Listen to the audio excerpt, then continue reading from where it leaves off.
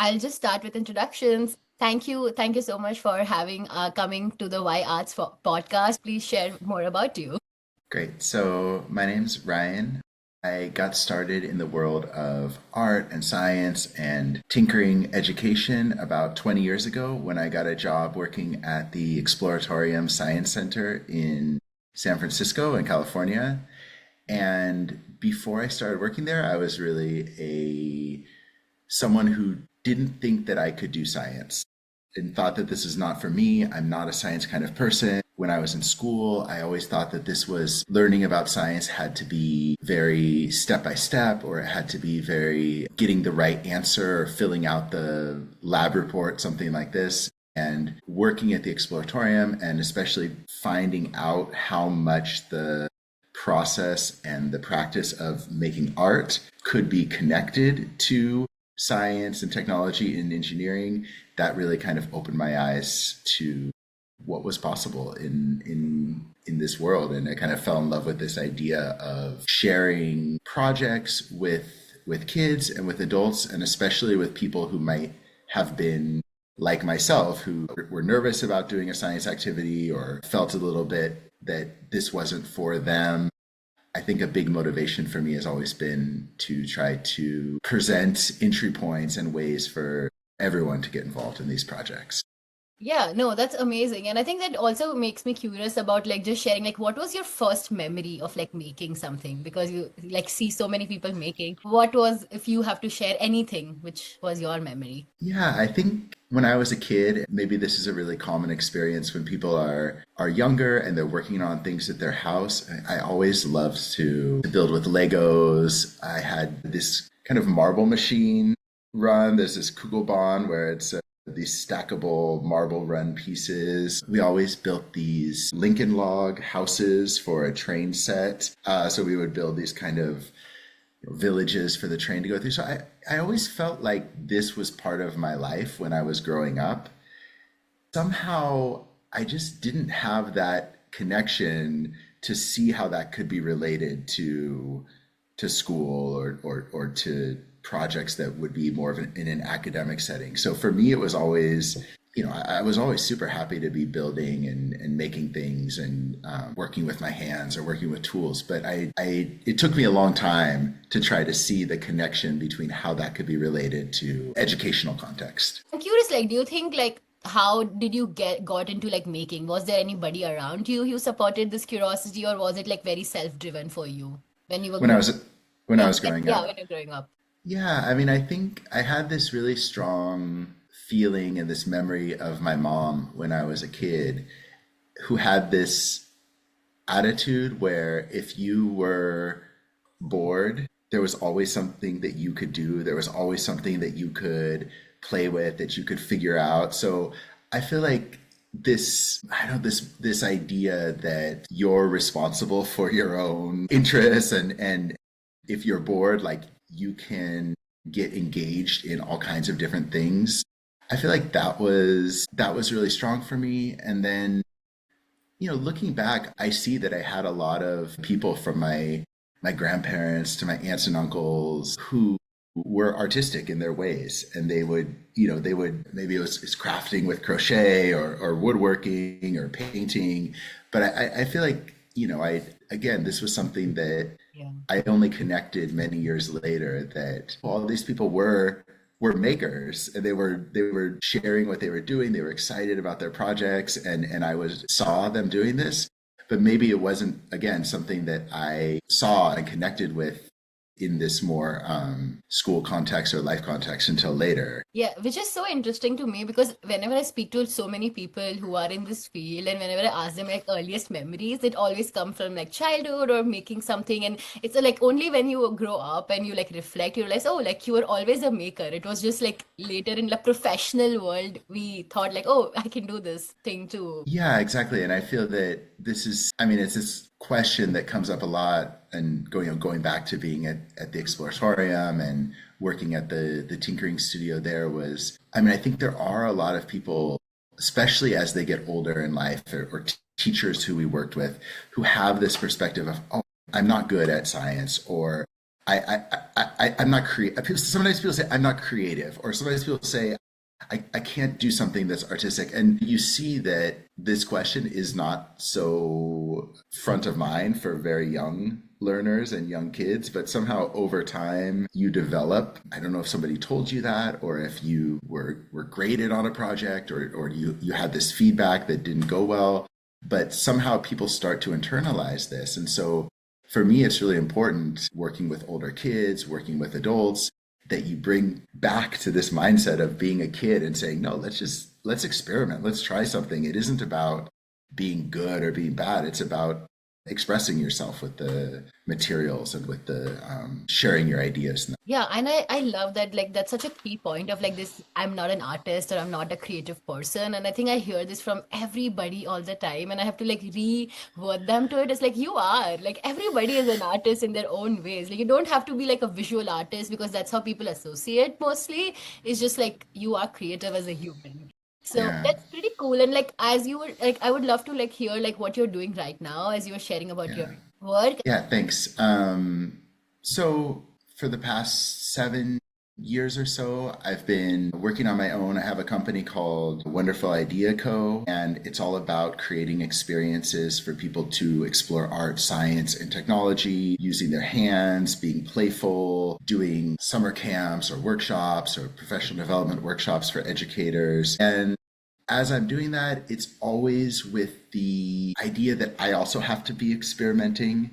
So off pretty much every workshop, every time that I'm trying an activity with people, there's something new going on. It might be changing the materials a little bit. It might be experimenting with the prompts, how you introduce an activity or a project to people, or it might be, the way to set up the space and the tables and the chairs. But, I always want to have that experimental approach to what I'm doing so that it's more of, I don't know, I like to operate more as a researcher or as someone who is testing out ideas than doing the same thing over and over again.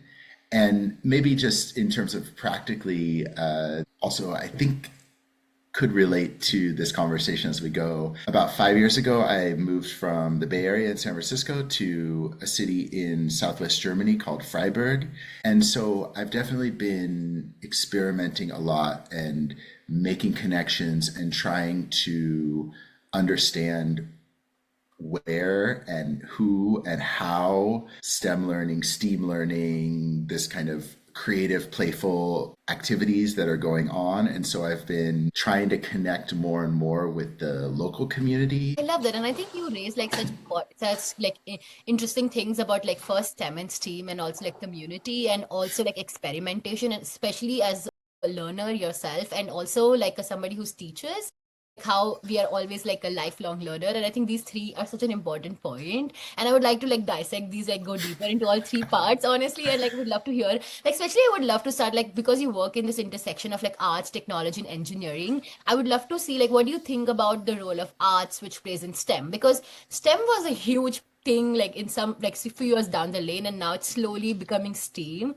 And I would love to see like what how your journey has been in this work. Yeah, I think for me, the really positive or the really valuable aspect of having art connected to science and technology, engineering, and math is that it offers another entry point into the activities, and it offers something to hold on to for people who might not feel comfortable trying these more science or more kind of technical projects. And so I think that there also is always something unusual when you combine these elements, when you're trying to develop an activity or a project that really has aspects of a lot of different disciplines or a lot of different topics. Usually what happens, I'm thinking now of these little robots where there's a battery and a motor and they vibrate and there's markers and they're moving around and drawing patterns that you are surprising and you wouldn't expect how they would move.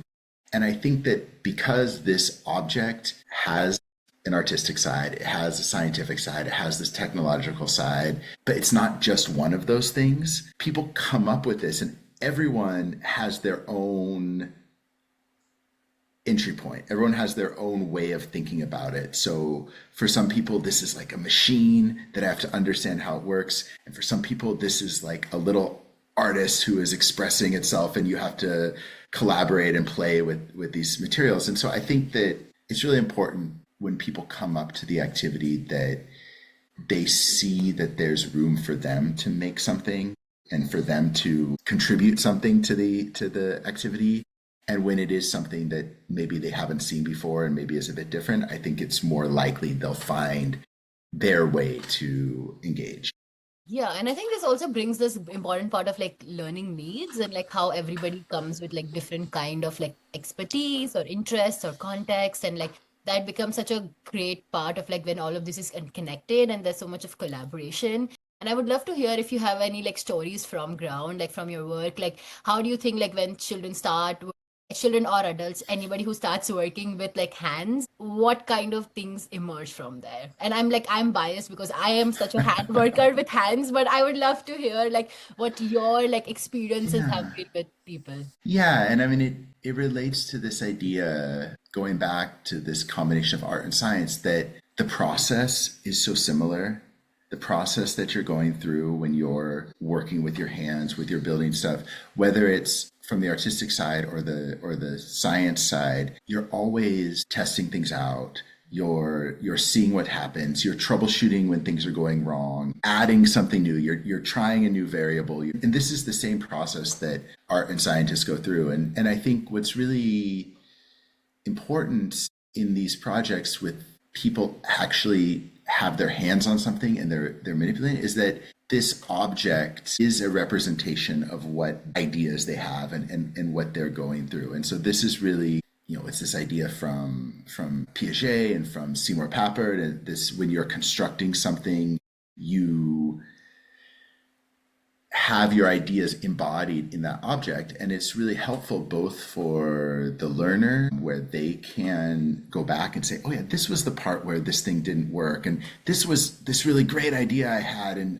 I didn't think I could do it, but it actually worked at the end. And so they can see that. And then also as a facilitator, I can see where, a bit of the history of what they've done. And so, yeah, I mean, I say this a lot and it's really true. Every time I do these workshops, and I've been doing this for 20 years, so making a marble track or making a scribbling machine, I've done this dozens of times, but every time there's something new. I mean, every time I'm surprised by a little innovation that someone makes or a little experiment that someone tries or a story they tell about, what this thing means to them. And so I think that's what keeps me coming back to these projects again and again, the good ones, when every time I can also be surprised and excited by the things that people are working on and making. Yeah, and I think the interesting part is like working with materials and tinkering is like it's never gonna be the same. Like I feel like even though if it's like the Yeah. same exact thing, it will always end up being something else. And I guess that's also the beauty of it. And there also like I also like wonder like what do you think about like when you design these experiences, like having like what is the balance between having freedom and innovation? How do you navigate that, especially with like people who are new to this? Yeah, I think as as someone who's also designing these activities, it is a constant experiment and it's a constant balance that you're trying to find between freedom and structure. Again,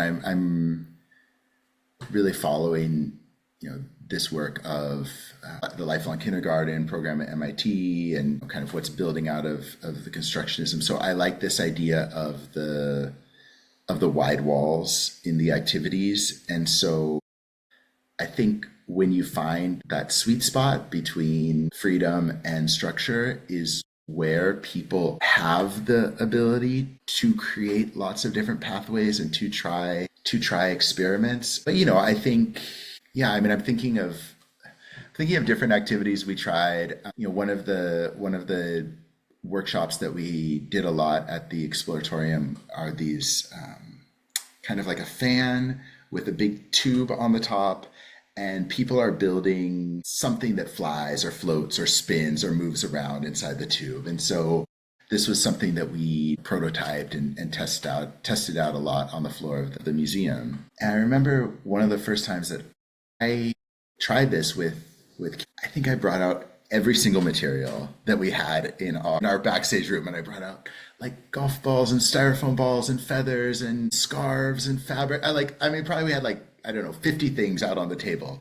And it was just a mess, and it was just chaotic, and it was too like there was just too much possibility, so people couldn't really grab onto what they were doing. And I think after trying and many tests and talking to people and going back and forth, I think, the best version of this that we ever did was toilet paper tubes, these kind of green plastic strawberry baskets, tape and scissors. And like, you have those things, you would think that maybe having these limitations is adding too much constraints, but actually with just that limited set of materials, people's ideas are what really became more interesting and more diverse and more unexpected and surprising. And so I think these are the kinds of trial and error and prototyping that I think you have to go through when you're working on these projects. I 100% agree to it, because I think as like a person who loves materials always wants to give out more, and like I think like there is so much of beauty and constraint, and like just giving, like, because people will come up with like creative ways to use even like one material, and we don't need a lot of fancy materials, like how you said, like just like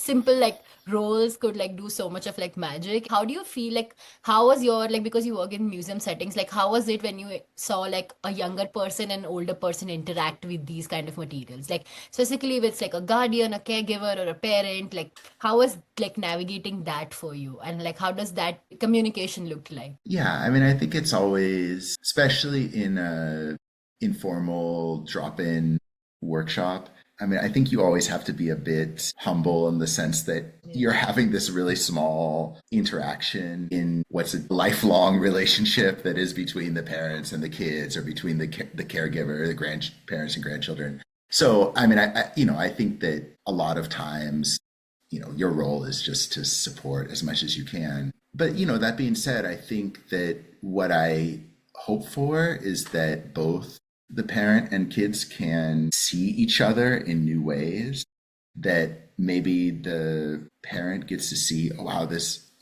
my child is really engaged in something that, I didn't know that they would be interested in. And wow, they tried this idea, it really, they concentrate on something, they worked hard, they made it work. And so I think that this is important. I also think on the other side, a child seeing their parent as a co-learner with them is really important. So if there can be a situation where the parent feels comfortable enough to say, I don't know how this works, let's figure it out, or let's try this together, or let's see, or they also laugh when the thing works, or they offer a suggestion when it doesn't. So I mean, I think that's really wonderful and super nice when it happens. I guess I find myself a lot in these situations saying something as a facilitator out loud for the whole group, if that makes sense. So I'm not like directly entering myself into this Dynamic. dynamic between the two people, but maybe I'm saying some things out loud that I'm hoping that will get picked up by different people around the room.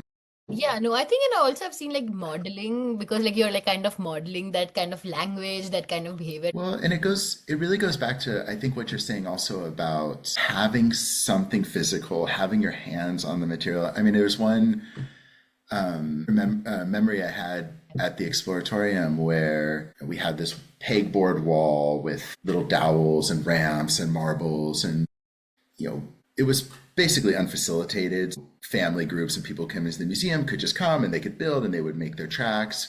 But oftentimes we would come out and we would want to see what was going on. And I remember being out there and watching an adult and a child and they were testing, they were trying things, they were working together and striking up a conversation and saying, well, that's really cool what you built. And, has your child made something like this before? And they said, oh no, this isn't my child. We just started working together in the last the last half hour that we were here. And, I think that this kind of activity that is playful, that is hands-on, like it offers opportunities like this, right? I mean, it offers moments where two people, it could be the family members who came to the museum together. It could be two strangers. It could be intergenerational.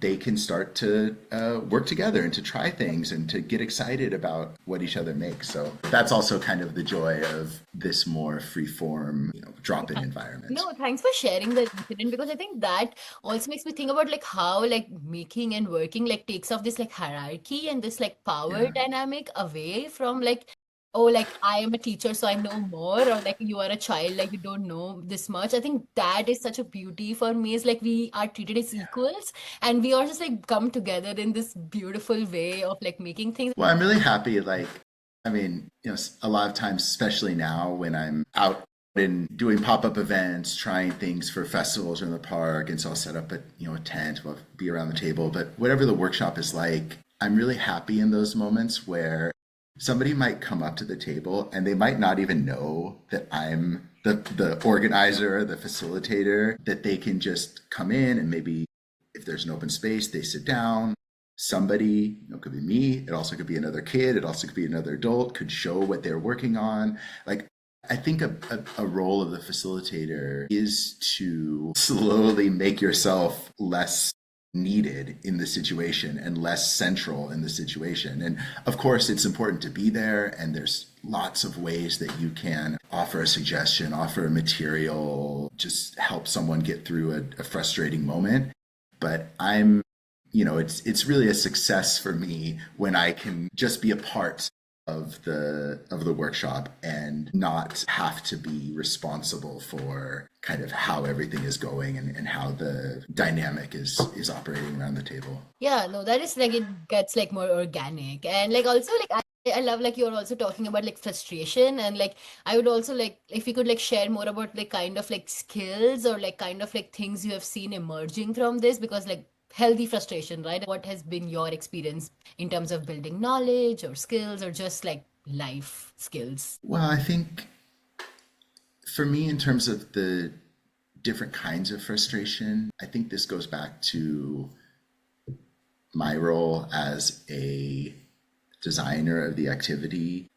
I don't want to build in moments that are kind of pointlessly frustrating, if that makes sense, which maybe I would define as things like, these two parts just don't connect, or these wires are so small that they just break, and then you have to redo your whole thing because this material didn't support your expectation. So I think this is kind of a unproductive frustration. And I think as much as I can, I'd like to remove those obstacles. So to make the materials more accessible, to make the tools and parts easier to be utilized by the people doing the activities. But then I think there's this frustration, iteration, getting feedback from the materials that is really what engagement looks like in a tinkering activity. I think early on in our work at the Tinkering Studio at the Exploratorium, we wanted to make this difference between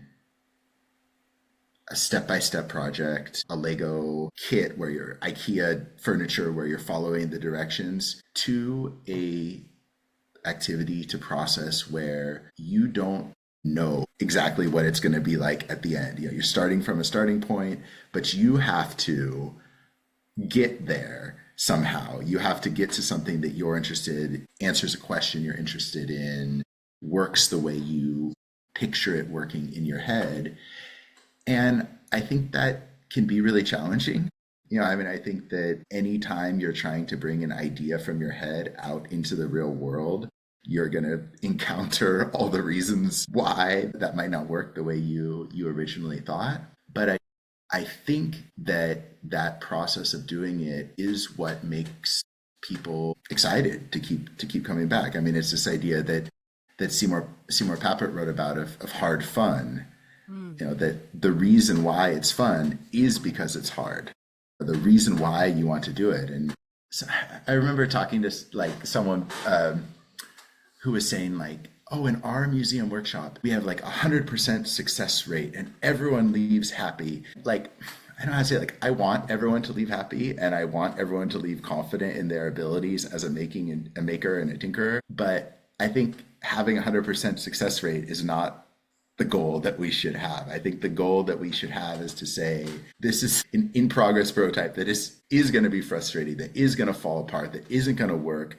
but people feel that they can continue to come back to it, make it better, try something new, even if it's a week later or a month later, that they can keep chewing on these ideas. Also makes me think is like how would you like navigate this like because there's so much of challenges about using like Steam, like how do you like introduce it to people who you feel like might not be okay with this idea of like not having an end product or like not coming up with like a structured way, like having it open ended, like what kind of experiences have you faced? Yeah. Yeah, I think that, how to say, I mean, I think there's different modes of working with different people.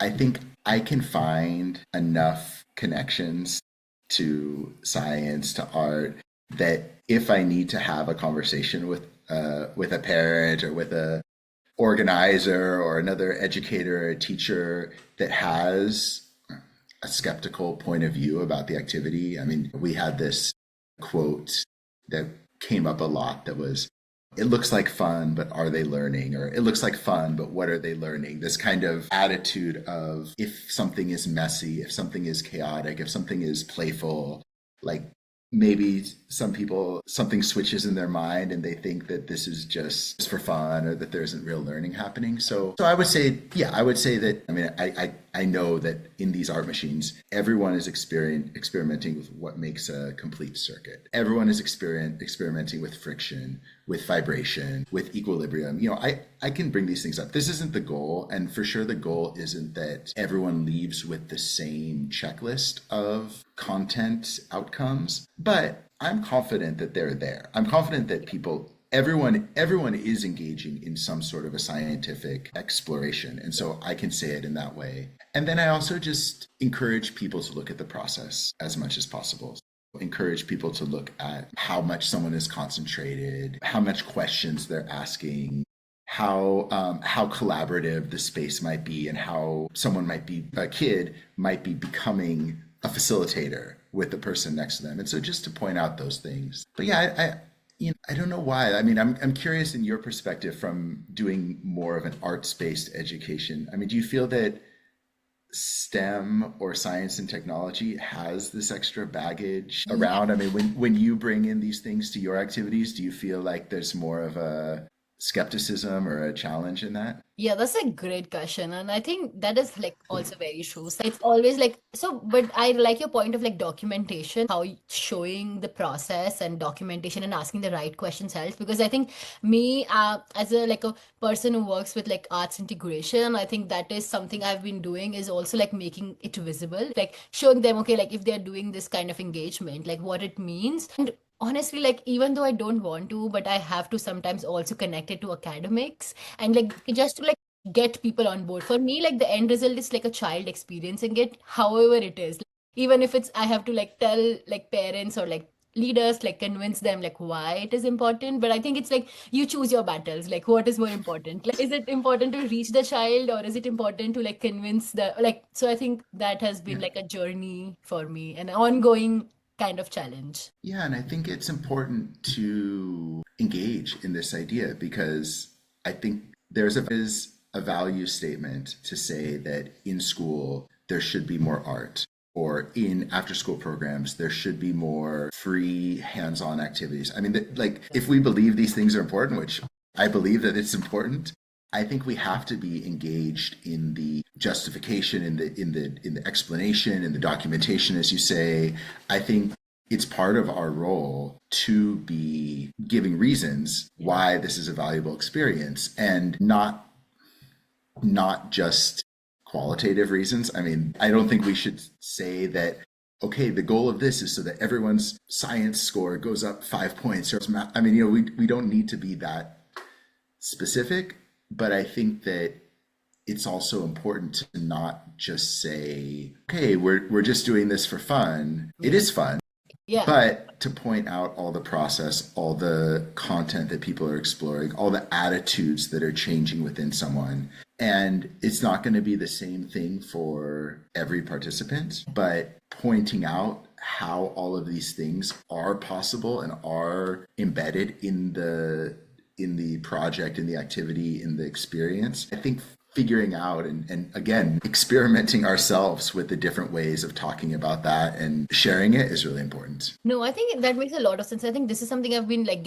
trying to do is also like bringing more research into action and like showing them like, okay, this how your brain is actually developing, like how a person's brain gets developed when they're tinkering, when they're making and just like exploring this open-ended way. Because, like I think like I always like think like the sad part of the traditional schooling is like we are kind of forced to be like followers of the system, but like we are not like taught to be like independent creative thinkers, and like the point we start questioning it becomes like a challenge for people. And I think that is I think and I love that like when like a child would ask me like questions like, okay, that is literally the part of all of what we are doing is like how do we make them thinkers. And i think I think that is super important to me. Yeah, and it's messy and it's challenging and it's not measurable. Not everything in school should be measurable. Everything in school needs to fit into a little box.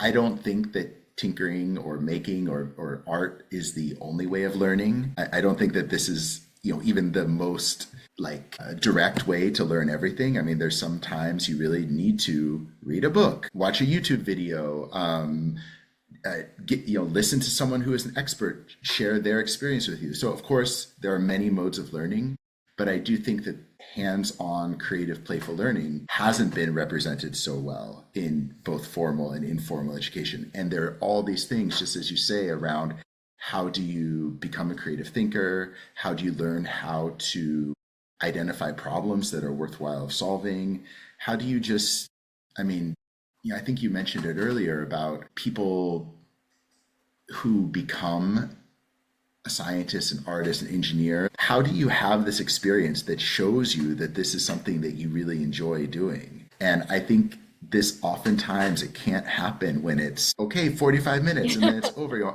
It happens when you get deep into something and you say, what, 2 hours went by? I was just saying that these things can't happen in predetermined chunks and short, broken up pieces of time. I think that when someone spends 2 hours working on the mechanism and looks up at the clock and say, where did that time go? I think these are the moments that give people the insight to themselves to say, wow, it felt really good to dive deep into a mechanism. I should do this again. I should keep working with the materials. I should try something different. I should continue to learn more about this project. And so I think that's usually the starting point of someone becoming a scientist or an engineer or researcher or, Yeah. artist.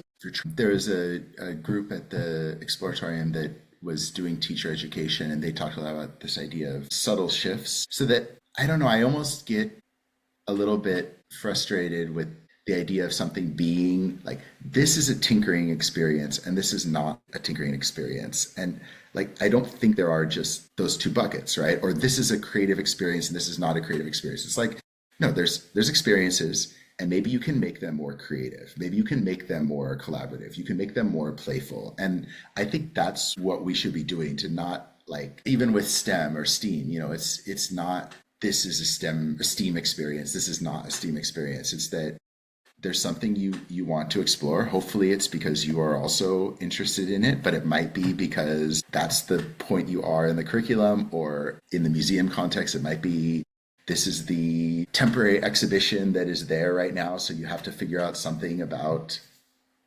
the theme that you like. And so I feel like even in that, it's like, okay, is there some scientific angle that I could look at this in? Is there an artist that I could bring in that's going to make me think about this in a different way? Math. Can you add in some sort of measurement or experimenting with variables or weight? I mean, I just think, again, it's not all or nothing. There's a big spectrum in that. Yeah, oh my God, I love that. I did not even, that's such a great way of explaining. Like, I have not heard this like spectrum, like this like bucketing comes so easily and naturally to people, but I love the way you just like explained this like spectrum. If you have to give like for fun, like if STEAM education or tinkering had a superpower, what would that be? In like a word or a couple of words. I think the superpower is you can find people where they are. It's an activity, a tinkering activity. I will do the same thing with a 3-year-old that I would do with a graduate student in the field. And I think the superpower is whoever comes to the project can approach it in a way that is meaningful and relevant to them.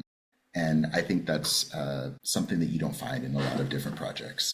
I love that. Awesome. Thank you so much. Okay, so we always end our like podcast with like a rapid fire, and I'm gonna do like a quick rapid fire with you for uh the end of this conversation. A material you are loving right now. What is one? I'm experimenting with helium and helium balloons for the first time, and I'm having a lot of fun. Cool. And a project that inspired you recently. I got inspired by a giant pinball machine that was built by an artist in a museum in Wolfsburg, Germany. Amazing. And a question you're sitting with right now. I'm sitting with how to really engage other educators, both locally and globally, in this shared prototyping creative experiences. What's the best way to get people connected around that? Love that. And what are the three things in your creative toolkit? Or like if you can select only three things for your toolkit, what would that be? I definitely would bring a hot glue gun. I would bring a multi-tool and googly eyes. And I can find everything else out in the world. I love that. And like the last question, like if you have to say in one word, like why arts? What would you say? Playfulness. Amazing. Thank you so much. Thank you so much for coming on the podcast. It was super, super inspiring to hear your thoughts and your moments of learning.